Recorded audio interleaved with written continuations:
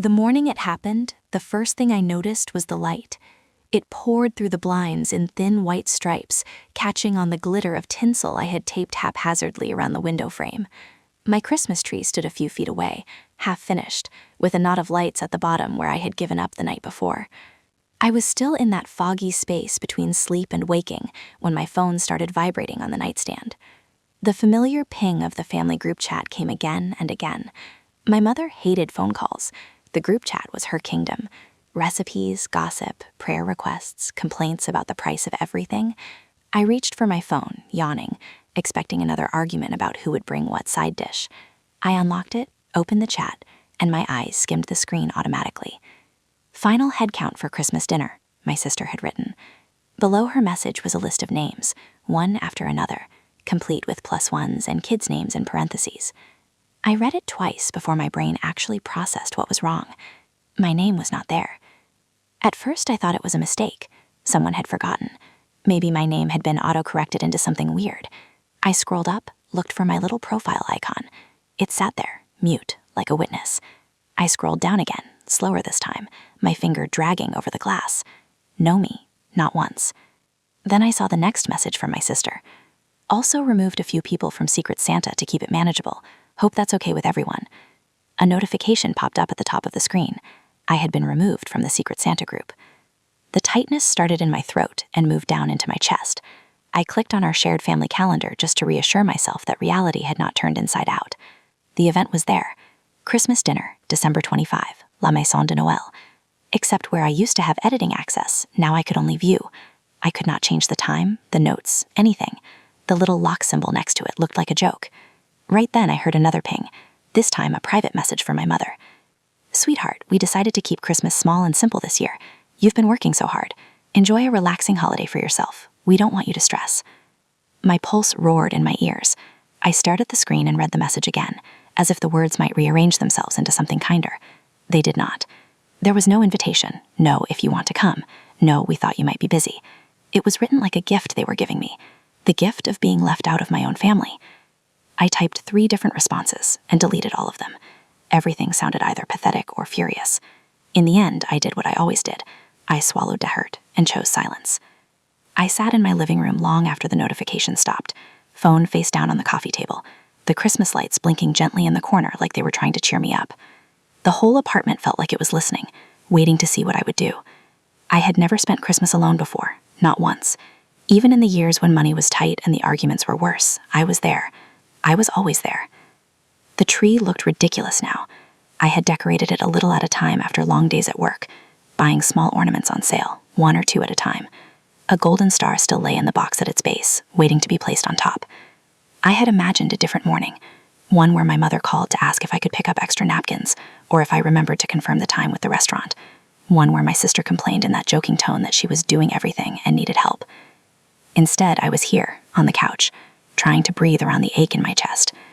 My phone buzzed again, this time with my best friend's name on the screen. I answered and tried to sound normal. She heard my voice and immediately knew something was off. "What's wrong?" she asked. "You sound like you swallowed a cactus." I tried to brush it off with a joke, but my voice betrayed me. The words spilled out before I could organize them. The group chat, the head count, my mother's message. The fact that my name had been removed from the Secret Santa list like I was an old email address no one used anymore. "Wait," she interrupted. "So they planned the whole thing and just cut you out? After everything you do for them?" I pressed my fingers to my eyes until I saw sparks. "I guess they want a quiet Christmas." She did not laugh. "You paid their rent when your mom lost her job. You covered your sister's daycare for 3 months. You bought groceries when they couldn't. You paid for half of last year's Christmas, remember? And now they're saving their peace by excluding you?" I knew all of that. I knew it the way you know the shape of your own hands. But hearing it spoken out loud, my throat closed. "I don't want to sound like I think they owe me," I said softly. "That is not what this is. This is them taking you for granted and then acting like they're doing you a favor." I ended the call with her promise that we would do something together on Christmas if I wanted. When the line went quiet, the apartment felt larger. I looked at my tree again and realized something that shook me. It wasn't just loneliness I was feeling. It was humiliation. They had erased me and expected me to be grateful for the free time. There was another piece they did not know. The restaurant. The fancy one with the French name that my sister could barely pronounce in the chat. La Maison de Noël. Weeks earlier, my mother had brought it up in a casual, almost wistful tone. "Your sister found this beautiful place for Christmas dinner," she had said. "But with the deposit and everything, I do not know. We may have to do something simpler." She had not asked, not directly. She never did. Instead, she let her voice trail off in that practiced way that always left a space waiting for my help to fill it. And because I was who I was, I filled it. I called the restaurant on my lunch break, negotiated a discount through my membership program, and paid the deposit right over the phone. It was a lot of money, more than I should have spent if I was being responsible. I did it anyway. "It is under my name," I told the woman at the restaurant. "If there are any issues, please call me." I had felt good after that, useful in a way that did not require applause. I imagined my mother's relief, my family enjoying a special meal without worrying about the bill. I did not tell them because I didn't want it to seem like I was buying their affection. Now that decision sat in my chest like a stone. A week before Christmas, the restaurant called to confirm the final details: the number of guests, the menu choices, the remaining balance. I agreed to everything and told them I would take care of the rest on the day or sooner if needed. Later that same afternoon, my sister had sent a message in the group chat. "We are really doing it big this year." Everyone replied with excitement and jokes about taking pictures in front of the restaurant's giant Christmas tree. It was like watching strangers celebrate with my credit card.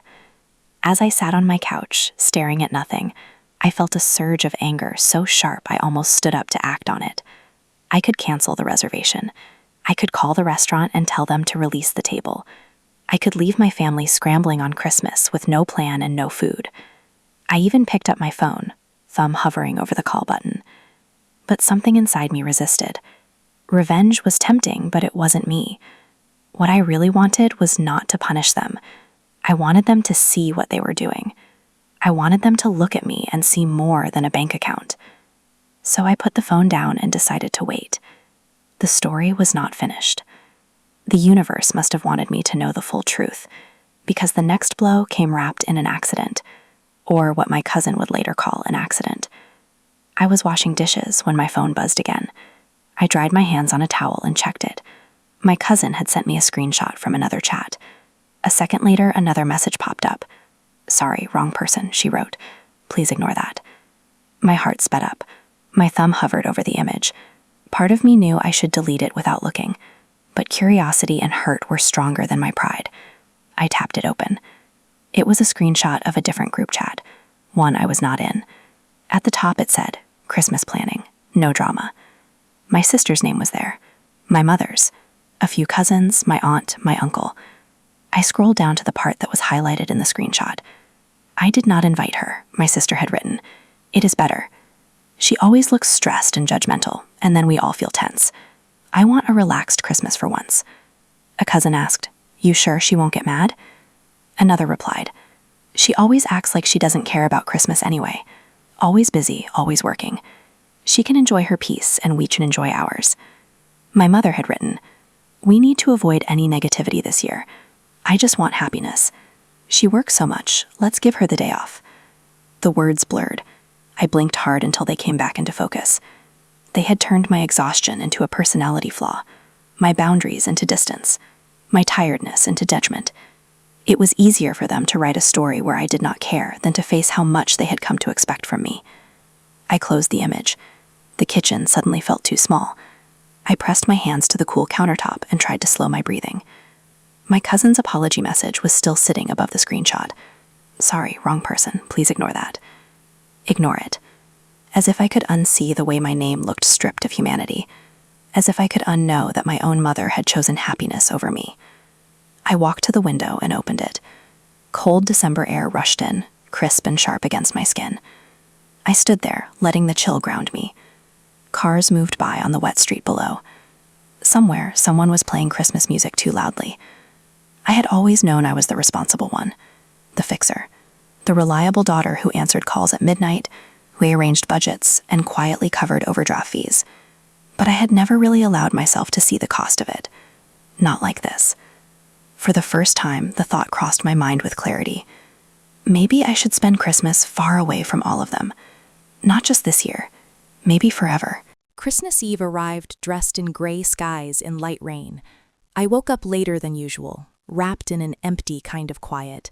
No frantic calls asking if I had seen the kids' Christmas outfits, no last-minute requests for rides or money or a specific brand of cranberry sauce. I made coffee slowly, listening to the drip, trying to let the ritual soothe me. I had almost convinced myself to treat the day like any other when my phone rang. It was my mother. My chest tightened. I answered. Her voice sounded strained, thinner than usual. "Hi, sweetheart," she said. "Do you have a minute?" "Sure," I replied, cautious. "Do you know why the restaurant is saying they have not received the final payment?" she asked. She tried to sound casual, but her words came fast, nervous. My heart thudded. "What do you mean?" "They called your uncle earlier," she said. "They mentioned something about a remaining balance. I thought the deposit covered most of it, but the amount they said was—" She hesitated. "A lot." I sat down at the kitchen table. "Mom," I asked, "who did you think paid the deposit?" There was a long pause on the line. I could hear distant clinking and voices in the background, like she was at my sister's house. "I thought it was some kind of special offer," she finally said, "like a holiday promotion." "They do not give out free holiday deposits," I said quietly. "I paid it, weeks ago, under my name." Everything went quiet. For a second, I wondered if the call had dropped. "You?" she finally whispered. "You paid that? Why would you not say anything?" "Because you never asked," I thought. "Because every time I help, the story becomes that you managed somehow. Because my generosity is supposed to be invisible." Out loud, I said, "You sounded worried when you mentioned it. I could afford it, so I handled it." She exhaled shakily. "Oh, I see." The silence that followed was different now, heavy in a new way. She mumbled something about having to talk to my sister and figure things out. Then, almost as an afterthought, she said, "We will talk later, okay?" and hung up. I stared at my reflection in the dark phone screen. My own eyes looked unfamiliar. Something was shifting. That evening, my phone buzzed with a FaceTime request from my cousin, the same one who had sent the wrong screenshot. I almost ignored it. Curiosity won again. When I accepted, she held the phone low, near her lap, the camera facing up at an angle. Behind her, I recognized my sister's living room. The Christmas tree was fully decorated, the lights reflecting off shiny ornaments. Voices rose and fell in the background, tense and overlapping. "I should not be doing this," my cousin whispered, "but you need to hear this." She turned the camera so I could see. My mother was standing near the couch, arms folded. My sister was pacing, red in the face. My uncle sat in an armchair, leaning forward with his elbows on his knees. "I am telling you," my mother said. "The restaurant said the deposit is under her name. She paid it." My sister scoffed. "Why would she do that and not tell anyone?" "Because that is who she is," my uncle said. "She has been covering for all of us for years. You think these things come from the sky?" My sister rolled her eyes. "No one asked her. She just does these things, and then everyone feels indebted to her. It is like she wants to be the savior." I flinched at the word. My cousin must have seen my face because she shifted the phone so I was not in direct view of the room, but I could still hear. "That is unfair," my uncle replied.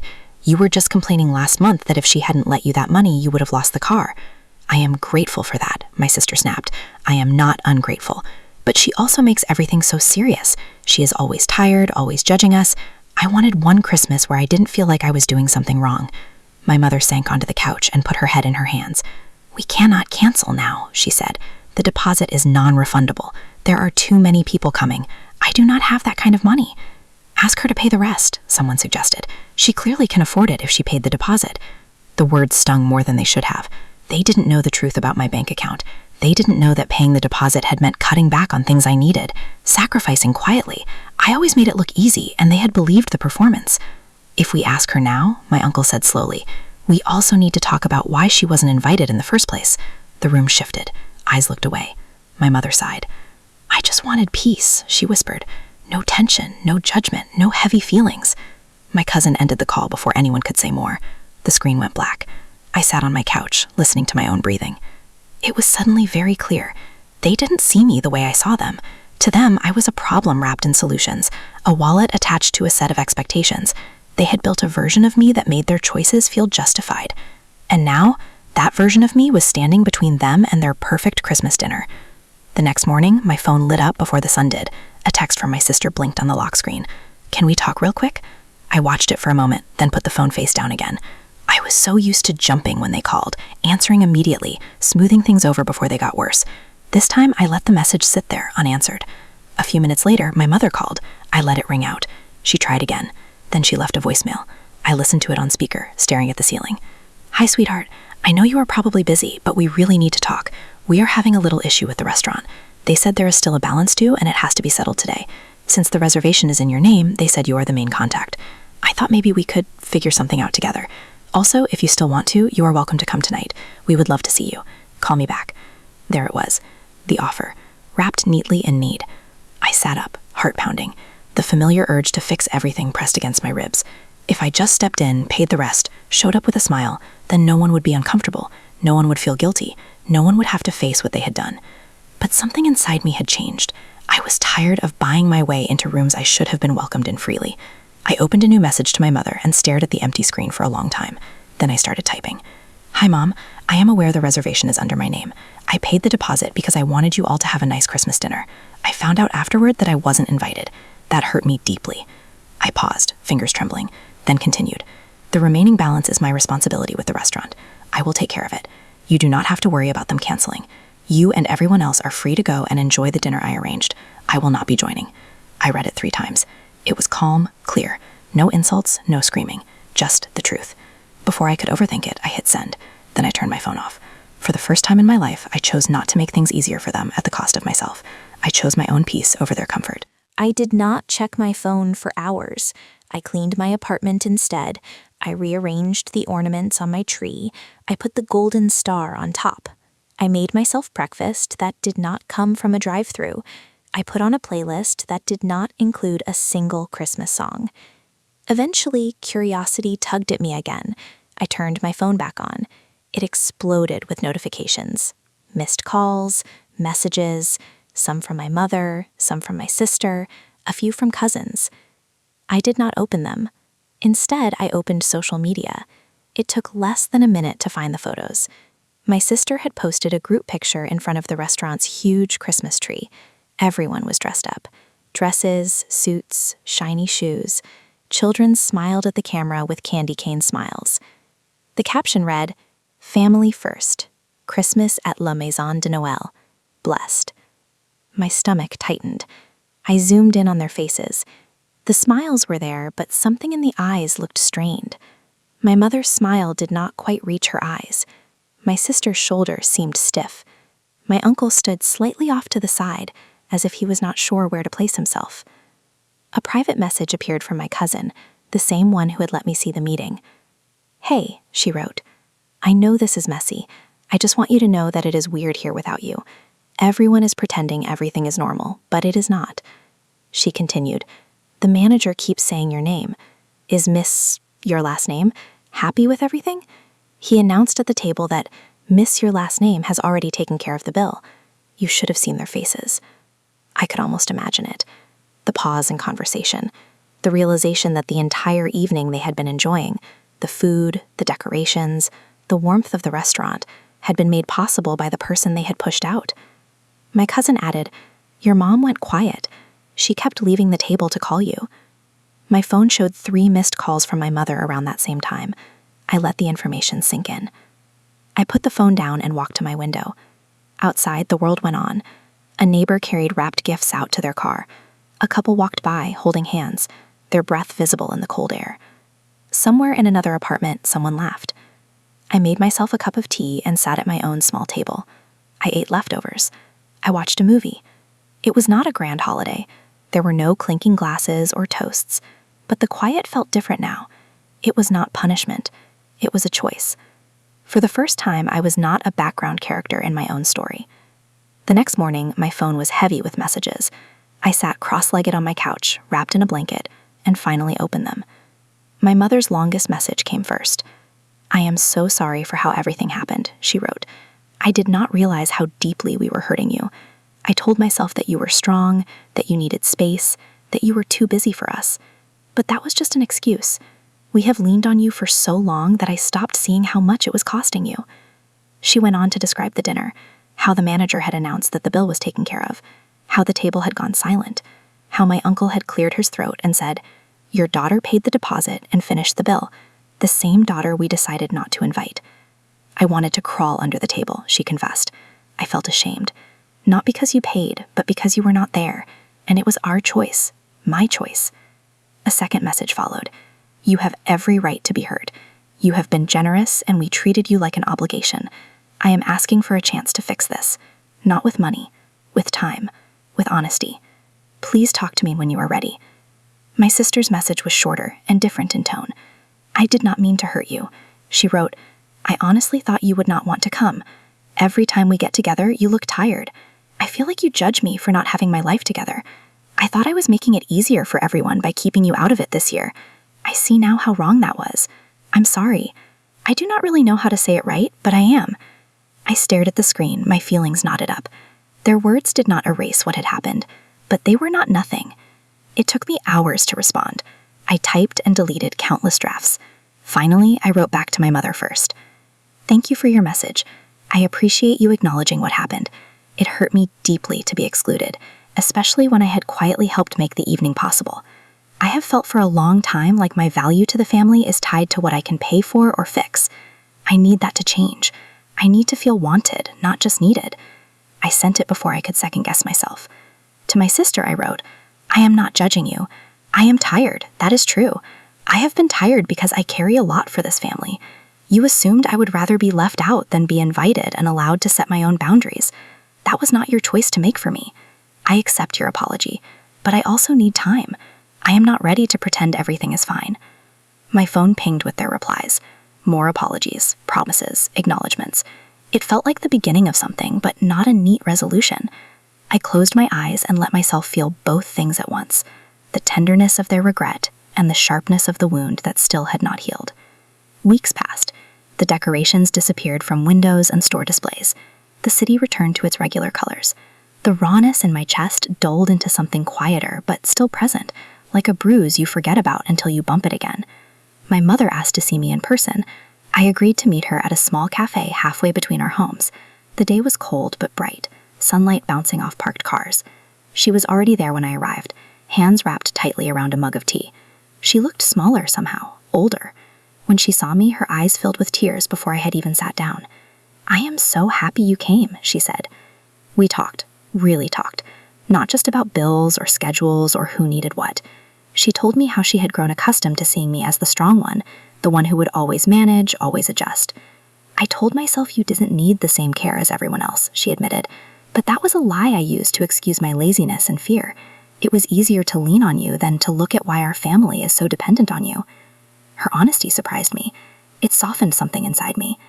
I also should have spoken up sooner, I said. I let things slide. I avoided conflict. I thought it was kinder to keep silent, but it only made my resentment grow. We agreed on some new rules. I would no longer be the default person to pay for everything. If they needed help, they could ask directly, and I would be allowed to say no without being punished. They would stop assuming what was best for me behind my back. I would stop pretending I was fine when I was not. My sister took longer to come around. Eventually, she invited me over for dinner, just the two of us. She cooked, badly, and we laughed when the chicken came out a little burnt. In between jokes, she admitted she had been jealous of me, jealous of my job, my apartment, my apparent stability. I thought you looked down on me, she said, like I was a mess. I never looked down on you, I replied. I worried about you, but I also envied you sometimes. You let people help you. I never felt like I could. We both cried at that. Old stories about who we were to each other started to unravel.